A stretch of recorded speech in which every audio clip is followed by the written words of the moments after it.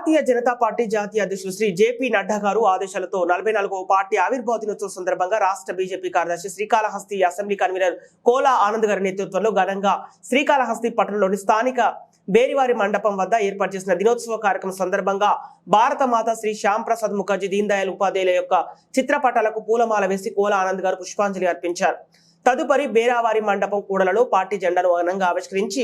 కార్యకర్తలకు నాయకులకు పట్టణ ప్రజలకు స్వీట్లు మిఠాయిలు పంపిణీ చేస్తూ అతి ఉత్సాహంగా ఆనందాన్ని పంచుకుంటూ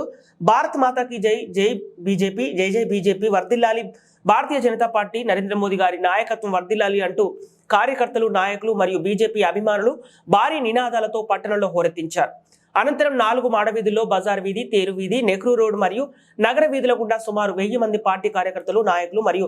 అభిమానులతో కలిసి భారీ స్థాయిలో ర్యాలీ నిర్వహిస్తూ నినాదాలు చేయడంతో కార్యకర్తలతో పాటు